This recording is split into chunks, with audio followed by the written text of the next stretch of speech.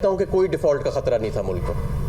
یہ خطرہ پیدا جب یہ حکومت آئی اور انہوں نے آپ دیکھیں کیا کیا آتے ساتھ. پہلے 2 مہینے فیصلہ کرتے رہے IMF کے پاس جانا ہے کہ نہیں جانا ہے, ملک چلانا ہے کہ نہیں چلانا. آپ کے ریزروز نیچے آ گئے, آپ کا پورے مارکیٹس آپ کی انسرٹینٹی کے اندر چلی گئیں اور وہ ابھی تک ان سے سنبھالی نہیں جا رہی. اور اس دوران کیا کر رہے تھے, ایک امپورٹ بین لگا دیا. بعد میں کسی نے بتایا کہ یہ تو 1% بھی آپ کی امپورٹ کو کور نہیں کر رہا اور اس سے تو فرق کوئی نہیں پڑے گا. پھر اس کے اوپر یو ٹرن لے لیا. پھر ان کے ایک وزیر آئے, انہوں نے کہا کہ جی آپ چائے پینا چھوڑ دیں. تو لوگوں نے پھر جب بتایا کہ جی ایسی چیزوں سے معیشت نہیں چلتی, پھر انہوں نے کہا جی ہم قطر جا رہے ہیں, قطر سے بڑے ڈالر لے کے آئیں گے. قطر سے بھی کوئی ڈالر نہیں آئے. پھر انہوں نے ایک بجٹ پیش کیا, اس بجٹ کے اندر ساری اعداد و شمار غلط تھیں. پھر کہا نہیں یہ پہلا ڈرافٹ تھا, اب دوسرے ڈرافٹ میں اصلی بجٹ آئے گا. یعنی کہ بجٹ میکنگ ایکسرسائز کو بھی بری طرح متاثر کر دیا اور اسی کریڈیبلٹی کو ختم کر دیا. فیول کاسٹ ایڈجسٹمنٹ کا جب شور مچا, لوگوں کے بجلی کے بل جو ہے وہ ناقابل برداشت ہو چکے ہیں ان کی نالائکی کی وجہ سے. تو کہا فیول کاسٹ ایڈجسٹمنٹ اب ہم نہیں لیں گے 200 یونٹ تک پہ. پھر اس پہ بھی یو ٹرن لے لیا, انہوں نے کہا نہیں لیں گے, بس قسطوں میں کر دیا ہم نے. اور قسطوں میں کیا کرنی ہے, اگلے مہینوں میں مزید آگے فیول کاسٹ ایڈجسٹمنٹ بڑھ رہی ہے. اور اس وقت جو صورتحال ہے میں سمجھتا ہوں عام آدمی کی کمر ٹوٹ چکی ہے مہنگائی کی وجہ سے, اور کاروبار آپ کے بند ہو رہے ہیں, معیشت آپ کی تباہ و برباد ہو چکی ہے. اس معیشت کو بچانے کے لیے بھی اب چند ماہ چاہیے ہوئیں گے.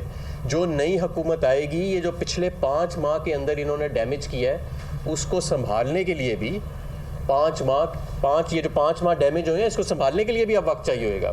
جس پہ ہم نے پاکستان تحریک انصاف نے کام شروع کر دیا ہے کہ آتے ساتھ پہلے 100 دن کے اندر اس اکانومی کو ریوائیو کیا جائے گا, صنعت کو دوبارہ اس کے پیروں پہ کھڑا کیا جائے گا, مارکیٹ کے سینٹیمنٹ کو ریوائیو کیا جائے گا, اور انشاءاللہ تعالی ہر طرح سے معیشت کو سنبھالا دیا جائے گا. لیکن اس وقت جو صورتحال ہے وہ میں آپ کو واضح بتاؤں کہ وہ اچھی نہیں ہے. اچھا, اور پھر پلان دیکھیں ان کے پاس کیا ہے, کوئی پلان بھی نہیں ہے.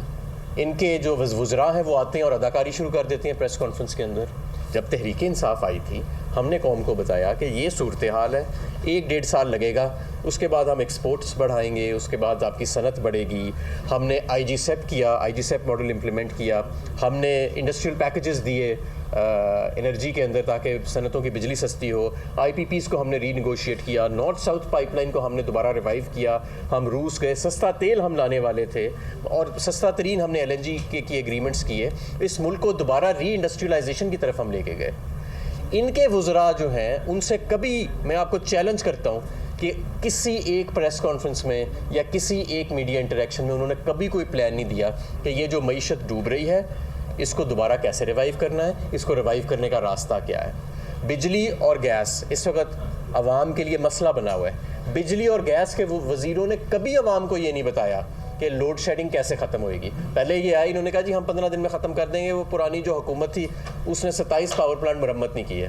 پھر بعد میں انہیں کسی نے بتایا کہ 27 پاور پلانٹ تو حکومت پاکستان کی ملکیت میں بھی نہیں ہے. آج تک لوڈ شیڈنگ موجود ہے اور دن بدن بڑھ رہی ہے. 5 ماہ کے بعد کوئی پلان آپ کو وزارت بجلی اور پیٹرولیم سے نہیں ملے گا.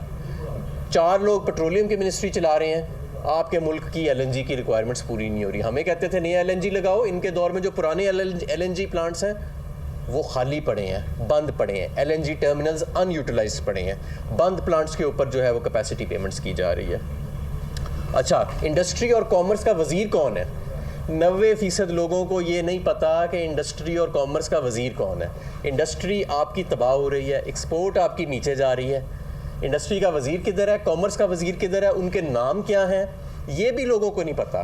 افراتفری کا آپ عالم یہ دیکھیں کہ منصوبہ بندی نہ ہونا تو ایک طرف ہے, ان لوگوں کا پتہ ہی نہیں کہ یہ کون ہے. ملک تباہ ہو رہا ہے اور یہ لوگ کدھر بیٹھے ہیں اور کیا کر رہے ہیں. اس کو ذرا کمپیئر کریں پاکستان تحریک انصاف کے دور میں, جہاں ہر وزیر, ہر مشیر, چاہے رزاق داؤد کامرس کے اندر بیٹھے تھے, چاہے انڈسٹریز کے اندر جو لوگ بیٹھے تھے, صنعت اور پاور کے بجلی اور پیٹرولیم کے اندر جو لوگ بیٹھے تھے, فائنانس میں وہ لوگ بیٹھے تھے, وہ ہر وقت نئے پیکیجز, اسٹیک ہولڈرز کے ساتھ کنسلٹیشنز, بار بار عوام کو بتاتے تھے کہ یہ ہمارا پلان ہے. اور سارے ٹارگٹس الحمدللہ اچیو کیے.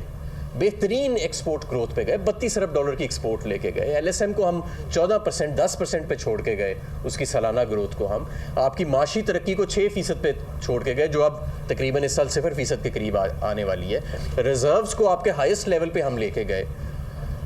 اور یہ سب کرنٹ اکاؤنٹ کو ہم سرپلس کے اندر اپنے دور کے اندر لے کے گئے. لیکن یہ ساری چیزیں, سارے ہدف جو تھے ان کو اچیو کرنے کے بعد آج آپ دیکھیں تو ان کے وزراء کے پاس کچھ کہنے کو نہیں ہے, کوئی منصوبہ بندی نہیں ہے. تو ملک ڈوبے گا نہیں تو کیا ہوگا؟ تو میرا یہ سوال ہے لوگوں سے کہ ان کو ہم نے کتنی دیر برداشت کرنا ہے. کیا ہم اپنی معیشت, ہماری معیشت بھی نیشنل سیکیورٹی سے جڑی ہوئی ہے. یہ کوئی نہ سمجھے کہ ہماری معیشت جو ہے اس کا نیشنل سیکیورٹی سے کوئی تعلق نہیں ہے. اگر ہماری معیشت نیچے جاتی ہے تو ہماری نیشنل سیکیورٹی کو بھی نقصان پہنچتا ہے. دوسرے ملک جو ہے وہ پیسے دینے کی بدلے میں آپ سے ایسی شرائط تسلیم کرا سکتے ہیں جو ہمارے لیے ناقابل قبول ہوں. تو اس لیے میں سمجھتا ہوں کہ اس حکومت کا اب جانا ناگزیر ہو چکا ہے. الیکشنز واحد حل ہے. وائی؟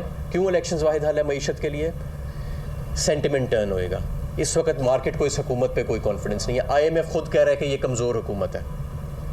اس کو باہر کے لوگوں کو اس حکومت پہ کوئی, باہر کے انویسٹرز کو, باہر کے ڈونرز کو اس حکومت پہ کوئی کانفیڈنس نہیں ہے. اور اس حکومت نے ثابت کیا اپنی نالائکی سے کہ یہ واقعی جو لوگ ان پہ کانفیڈنس نہیں کر رہے اس کے پیچھے سالڈ ریزنز ہیں.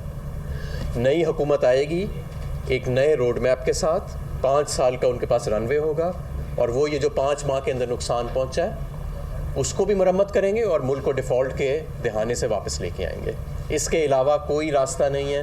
اب وقت کم رہ گیا ہے. اگر IMF کے معاہدے کے بعد بھی آپ کا روپیہ 15 روپے صرف 2-3 ہفتے کے اندر ڈی ویلیو ہو گیا ہے, اور آپ کا انٹرنیشنل بانڈ جو ہے وہ آدھی قیمت پہ اور دن بدن نیچے جا رہے ہیں, تو اس کا مطلب یہ ہے کہ کوئی ہمیں فنڈامنٹل چینجز کرنے پڑیں گے. اس حکومت کو چلانے کی ضد کو چھوڑنا پڑے گا. اس گرفتاریوں سے, تشدد سے, چینل بند کرنا, یہ کرنا, وہ کرنا, ایسی چیزوں سے نکل کے ہمیں معیشت کی طرف توجہ دینی پڑے گی, اور لوگوں پہ ہمیں اعتماد کرنا پڑے گا کہ عوام جو ہے وہ اپنے نئے حکمران جو ہے وہ چن سکتی ہے, سمجھتی ہے وہ کہ اس ملک کے لیے کیا بہتر ہے. چند بند دروازوں کے اندر, کمروں کے اندر اس کو, یہ جو بند دروازے کے اندر لوگ ہیں کمروں کے اندر, ضرورت نہیں ہے ان کو فیصلے کرنے کی پوری قوم کے لیے. قوم اپنے فیصلے خود کر لے گی. قوم پہ اعتبار کیا جائے, اور انشاءاللہ تعالیٰ جو نئی حکومت آئے گی وہ اس ملک کو سنبھالا بھی دے گی, اور وہ انشاءاللہ تعالیٰ پاکستان تحریک انصاف کی حکومت ہوگی. تو لہٰذا یہ جو اکانومی ہے, میں سمجھتا ہوں کہ یہ اب ایک ایسی سٹیٹ میں چلی گئی ہے کہ ہم تقریباً فری فال کے اندر ہیں, اور اب باتیں کھل کے بھی ہو سکتی ہیں کیونکہ اب تو سارے اعداد و شمار نظر آ رہے ہیں. آلدو کہ چینلز پہ مجھے بتایا گیا ہے کہ بڑا پریشر ہے کہ جی اکانومی پہ بات نہ کریں. آپ کو یاد ہوئے گا کہ جب پاکستان تحریک انصاف کے دور میں ہر چیز ٹھیک جا رہی تھی, اعداد و شمار ٹھیک جا رہے تھے, تو کوئی ایسے اکانومسٹ آ جاتا تھا اپنا حساب کر کے کہ جی 2 کروڑ پہ جی غربت کی لکیر سے نیچے چلے گئے, 50 لاکھ لوگ بے روزگار ہو گئے, کبھی کیلکولیشن نہیں دکھائی. کوئی اور آ جاتا تھا, کہتا تھا جی وہ یہ انٹرسٹ ریٹ بڑھ گیا, یہ تباہی ہو گئی, وہ ہو گیا. آج وہ لوگ کدھر ہیں میں پوچھتا ہوں. آج جب ایکچولی معیشت ڈوب رہی ہے تو بتائیں نا وہ لوگ کدھر ہیں جن کو زبردستی کا اکانومسٹ بنا کے پیش کیا جاتا تھا اس وقت. آج وہ کون سے, کس کمرے میں چھپے ہوئے ہیں, کدھر ان کو چھپایا ہوا ہے. تو یہ ساری چیزیں ایسے پریشر کے ساتھ آپ معیشت نہیں چلا سکتے. یہ پریشر ڈال کے کہ ان چیزوں کے اوپر گفتگو نہ کریں, یہ نہ کریں, ایسے معیشت نہیں چل سکتی. یہ معیشت ڈوب رہی ہے, اور اس کو ٹھیک کرنے کے لیے اب بنیادی اقدامات اٹھانے ہوں گے. اور پہلا بنیادی قدم جو ہے, کیونکہ اس کے بغیر کوئی مائی کا لال انسرٹینٹی نہیں ختم کر سکتا اس مارکیٹ میں سے, وہ عام انتخابات ہیں. اور عام انتخابات جو ہیں یہ ایک جمہوری آئینی تقاضا اس وقت. اس کو جو روکے گا میں سمجھتا ہوں وہ اس ملک کے ساتھ ظلم کرے گا.